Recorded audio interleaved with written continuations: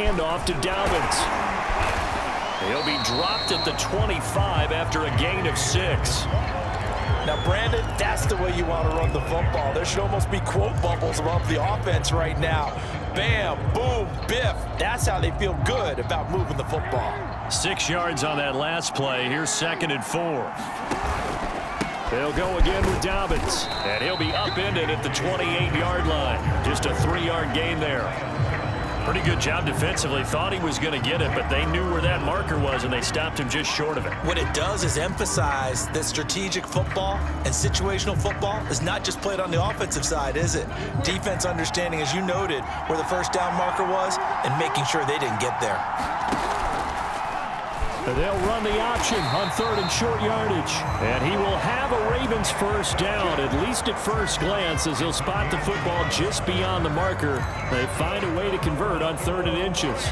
So that was all you're looking for on a play like that. Get the first down and keep the drive moving. Yeah, it just looked to me like he just said to himself, I've got this. I'll take it. I'll pick it up, and let's keep moving. Taking it right down Broadway. The 30. 10. 5. And all the way in for a Ravens touchdown. Lamar Jackson, his 2nd touchdown of the night. And the Ravens will add on to their lead. Tucker now for the extra point. And the lead opens up now to 22 points. So that drive, 4 plays. And it was capped off by the touchdown run that came from Lamar Jackson. Tucker now to kick it away following the touchdown.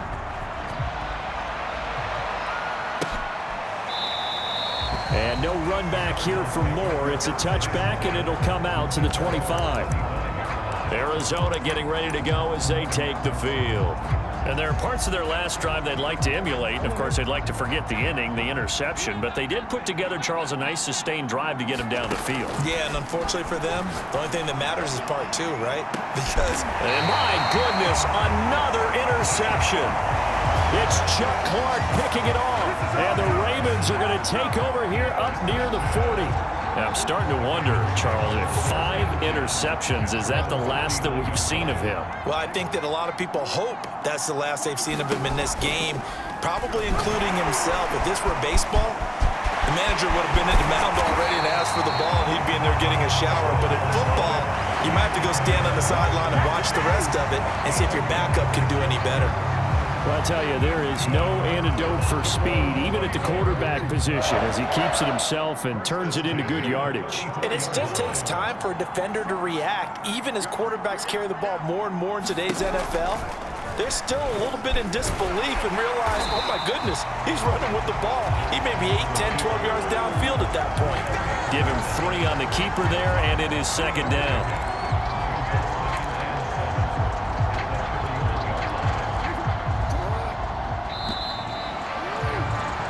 1 quarter remains here as we wrap up the week on a Monday night. You're watching the NFL on EA Sports.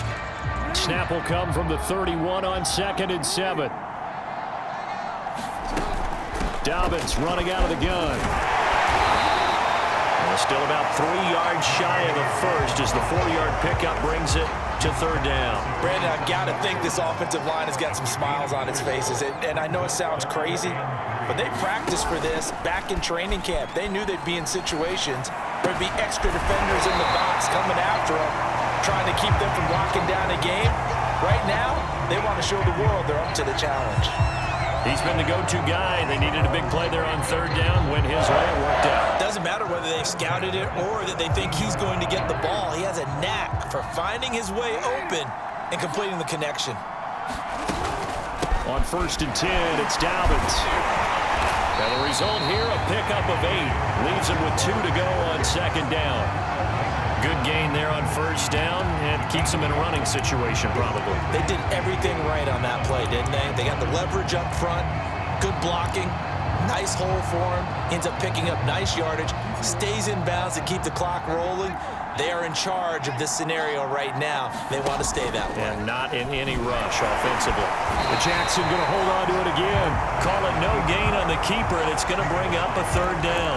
Well, for that being an option play, there really weren't too many options available for him, were there? No, there weren't, and at least he was able to get back to the line of scrimmage, so he didn't lose anything, but you're exactly right. Nowhere to go. Oh, into a sea of defenders and intercepted. Buda Baker with a pick. And now look at him go. He's at the 40, 20.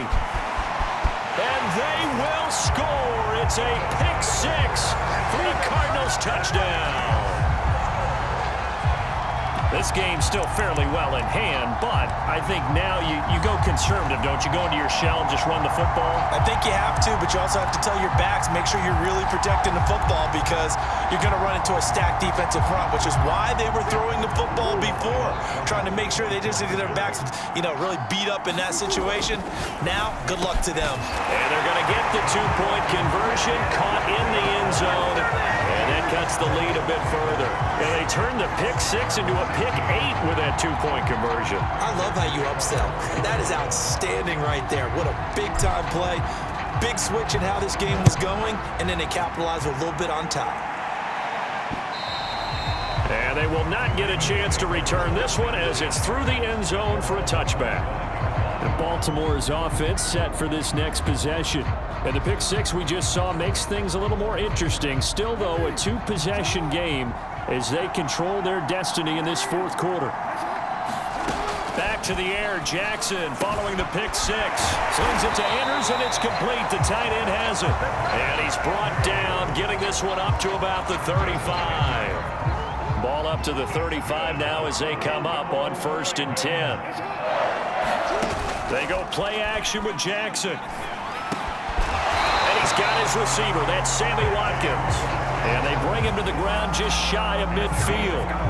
Another nice pickup through the air, and I think a lot of people might expect them to run the ball in this situation, Brandon, but with this lead, they're electing to throw the football. Swings, slants, quick outs, things that they consider safe.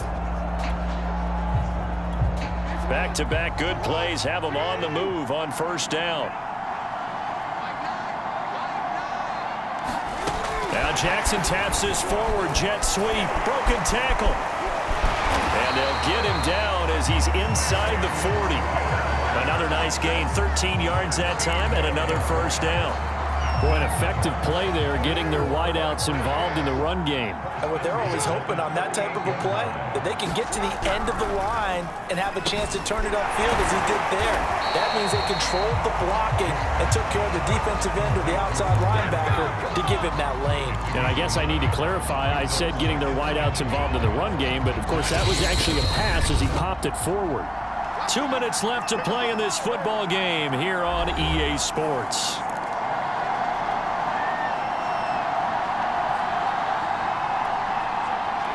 So it's Raven football here as we welcome you back.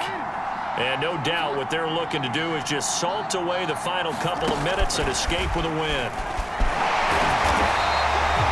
That one, a 1st down pickup of 8.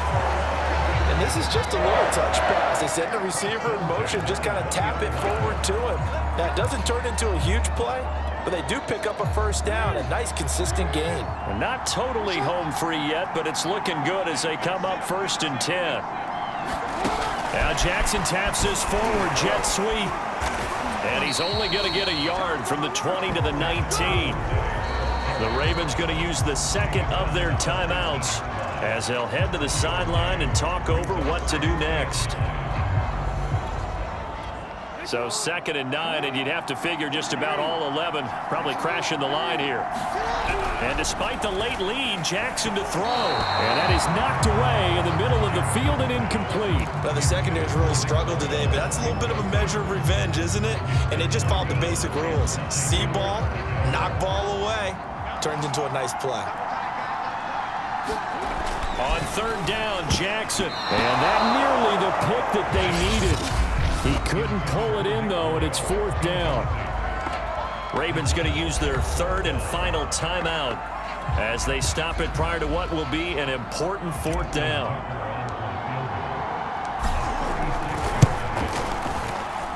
Oh, this ball hangs out to the right. It's no good, and this score will stay right where it is. Now, this one now not over yet, Charles. You've got a sliver of hope on that other sideline. Certainly do, because that would have made it a 3-score game, and that probably would have been curtains at that point. But now if they get down the field quickly and somehow get the ball back one more time, we may have a different ball game. Kyler Murray now in the Cardinal offense. Down by 2 touchdowns. A minute 36 to go. That went a little too high as it's knocked away and incomplete. Now the missed field goal, that was big. That keeps them within 2 scores, and they've got it 1st and 10. To throw again on 2nd down. Murray, now a desperation throw deep downfield. He's got him in, complete. And he takes it all the way down to the 32. A huge play there for Arizona. Well, partner, I'm not sure how this drive's going to end, but how about the way they flip field position there? A nice attacking play. They picked up a heck of a chunk of yardage. So the big play changes the complexion of things. Here's 1st and 10 just outside the 30. Oh, leaping, and he makes the grab. The Cardinals going to use the first of their timeouts as they get the stoppage with a little over 50 seconds left to go in the game. So 3 plays, already 1st and goal, and they are wasting little time.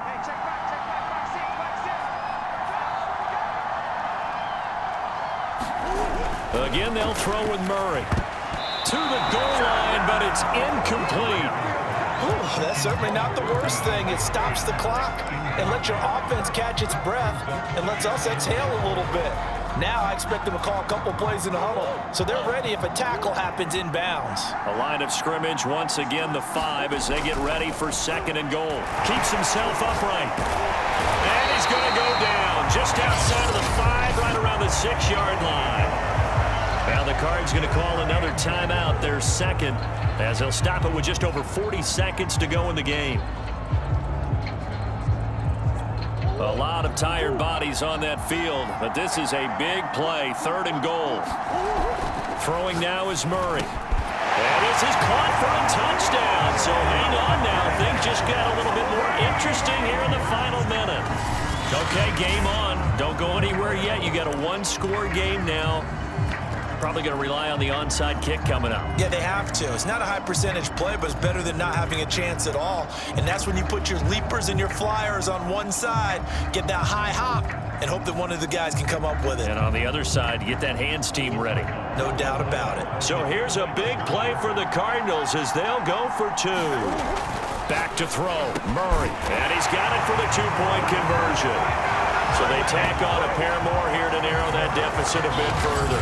So they go with a pass there on the 2-point try and able to convert it, Charles. And a good job by the offense figuring out their 2-point play and using it well. It's interesting how people are using the strategy nowadays, though, isn't it? It really is, and I don't know how much that particular play factored in, but with the PAT moving back in 15-16, that kind of changed things, didn't it? It's really a part of everyone's strategy now. When I talk with coaches and when we sit with them, they always talk about they actually have 2-point periods in practice now, something they never really did before. And that drives coaches insane, doesn't it? When they see that happen, it just doesn't feel right, does it? Plus, you're giving up yardage. I'll tell you, far from ideal conditions to play in, but neither offense has had much trouble. Plenty of points to go around. 1st and 10. Meanwhile, Jackson's throw into the hands of Andrews. The Cardinals forced to burn their 3rd and final timeout, as it'll come with 36 seconds to go in half number 2. Oh, Jackson's going to throw it. Throw right side is complete to Andrews, his tight end. That catch good for 5. It's 3rd down. Let's not quibble about the gain there on 2nd down. That was a positive play because that was a take-what-you-can-get situation. Got out to the tight end. Now it gives him a much better opportunity to convert on 3rd down. Oh, and now some space to operate. And he'll go down inside the 45 before going out of bounds. They stop him for only 3 that time, and that'll bring up 4th down. They got the completion, but they didn't get the 1st down. So you got to think if you're on the defensive side of the ball, you're pretty happy with what you just accomplished there. Yeah, like you said, got him out of bounds, stopped the clock, kept him short of the marker.